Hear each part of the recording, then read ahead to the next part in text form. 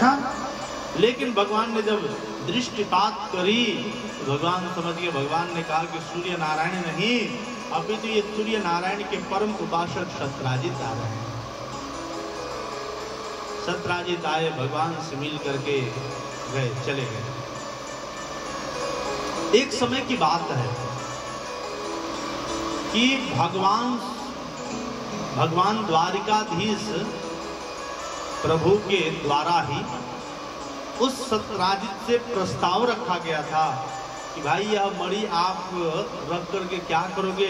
इस मणि की विशेषता क्या थी? कहते हैं कि नित्य 8 भार सोना देने वाली मणि थी। 8 भार मणि मतलब 8 भार सोना मतलब कहा कि 2 क्विंटल सोना प्रतिदिन देने वाली यह मणि थी।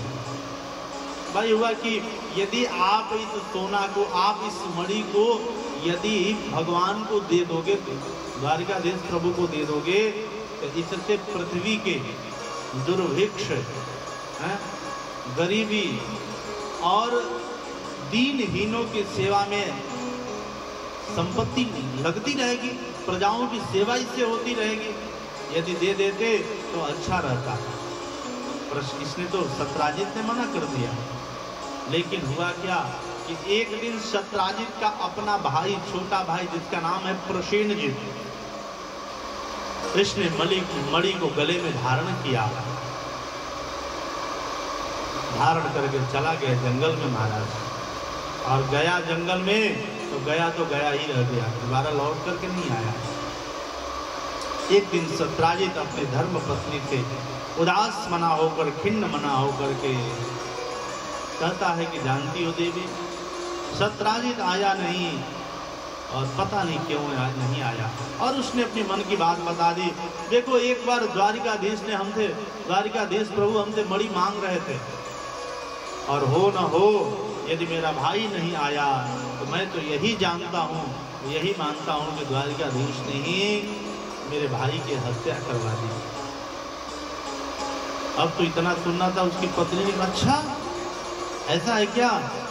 कहा कि अरे समाज में ऐसे भी लोग होते हैं, ऊंच निवास नीच करत होती, देख ही न सकई पराय विभूति। समाज में ऐसे भी लोग होते हैं, महल तो खूब बड़ा है, घर तो खूब बड़ा है, लेकिन उनके घर तो बड़े हैं, लेकिन हृदय छोटा है, विचार छोटा है। वह किसी की विशालता नहीं देखना चाहते, वो किसी की तरक्की, किसी के उत्थान को देखना नहीं चाहते हैं। कहा कि बताओ तो, द्वारिकाधीश सोने के महल में रहने वाले हैं और विचार कितना छोटा है। सत्राजित ने कहा देवी, अरे मैं तुम हमारी पत्नी हो इसलिए मैंने तुमसे कह दिया। देखो ऐसा करना, तुम इस बात को किसी से मत कहना। उसने कहा कि महाराज हमने कभी किसी से कहा ही नहीं आपकी कोई भी बात, कभी नहीं कहूंगी। लेकिन होता ही है ना, आप सब तो जानते हैं कि माताओं से यदि आपको कुछ बात कहना है, आपने कुछ बात कह दिया, आपने कोई गलती नहीं की, लेकिन यदि कह करके यदि आपने मना कर दिया कि भाई देखना इस बात को छुपा करके रखना है, तब तो परेशान हो जाती हैं कि अरे अब कैसे छुपेगा यह बात। सत्राजित की पत्नी अब तो बीमार हो गई। एक दिन पड़ोसन आई देखने के लिए, कहा क्या बात है, आजकल घर से बाहर नहीं आते तुम। उसने कहा कि एक ही देवर थे, अब क्या बताऊं, ऐसी घटना घटी कि बता भी नहीं सकती। कहा क्या हो गया? कहा कि हुआ क्या? तू किसी से कहेगी नहीं ना? तभी बताऊंगी। उसने कहा कि बहन याद कर, आज तक न जाने तूने हमसे कितनी बातें बताई हैं, मैंने एक भी बात किसी से कही? उसने कहा नहीं कहा। जब नहीं कहा तो फिर बता दे। तब कहती है कि हमारे देवर जी की हत्या द्वारिकाधीश श्री कृष्ण ने करवा दिया। एक ही अकेला देवर था, इसी से उनका भी तबीयत बिगड़ा हुआ है। बाप रे, ऐसा स्वभाव, स्थिति क्या हो गई? कहते हैं कि करणे करणे जपन जनाः, हर चौक, हर चौराहे पर, हर गली में, हर मोहल्ले में, हर घर में, हर परिवार में सब एक दूसरे से यही चर्चा करते हैं। अरे सुना है कि नहीं तूने, द्वारिकाधीश कैसे ऐसे करवा दिया। इतना इस बात का प्रचार हुआ, इतना प्रचार हुआ कि बात भगवान तक पहुंच गई। अरे सुना है आपने? भगवान ने कहा क्या? मैंने नहीं सुनी। कहा कि सरकार, अरे सत्यराजित की मणि की चोरी हो गई है और समाज में यह आपके प्रति वार्ता, लोगों की धारणाएं अवधारणाएं ऐसी बन गई हैं कि आपने मर्डर करा करके मणि को आपने ले लिया। भगवान भी सोचने लगे, हे भगवान, ये तो हमने ये बातें कैसे, अफवाहें कहाँ से फैल गई है। ज्योतिषियों से बुलवाया भगवान ने, ज्योतिषियों को बुलवाया। भगवान ने पूछा, देखो भाई ये कलंक मुझे लग गया है, कहाँ से, ऐसे कैसे होगा, हमने ऐसा कौन सा अपराध कर दिया। ज्योतिषियों ने कहा कि महाराज ऐसे तो कुछ समझ में नहीं आ रहा है, लेकिन मुझे शास्त्रों की ऐसी मान्यताएं हैं कि कभी आप भाद्रपद अर्थात भादों के चौथ के चांद आपने कभी देख लिए, इसी के कारण आपके जीवन में ऐसा कलंक आ गया है। भगवान ने कहा कि हाँ, एक बार मैं गौचारण करके आ रहा था, विलंब हो गया था घर पर आने में, तो मैंने गाय के खुर के समान एक छोटा सा जल जमा था, उसी मैंने चंदा मामा को देख लिया था। होता है ना? अच्छा, चतुर्थी के चांद को नहीं देखना चाहिए, भादों के चौथ के जो चांद को देख लेते हैं, ताकि उनके जीवन में कलंक लगने का लग ही जाता है। अच्छा, ऐसे चाहे भले चंदा मामा न दिखे, चंद्रमा का भले दर्शन न हो, लेकिन जब चतुर्थी के चंदा यदि निकलते हैं आसमान में, नवमंडल में, तो मन करता है कि क्यों नहीं एक बार देख ले। हैं? पता चला कि भाई नीचे, एकदम नीचे ही देखना है, ऊपर नहीं देखना है। मन करता है कि देख ले क्या है? किधर निकले, कैसे होंगे आज के चंदा। है?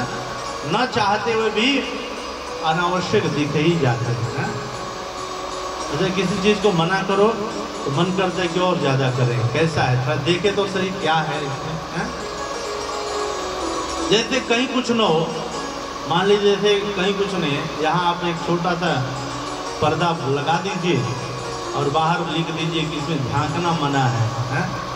अब तो महाराज जितने लोग आएंगे पहले सीधे वही जाएंगे, उसमें क्या है भाई, झांकना मना है, क्यों आखिर में मना क्यों है?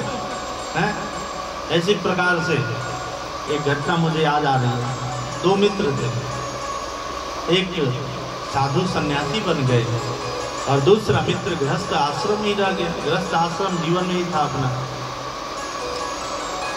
तो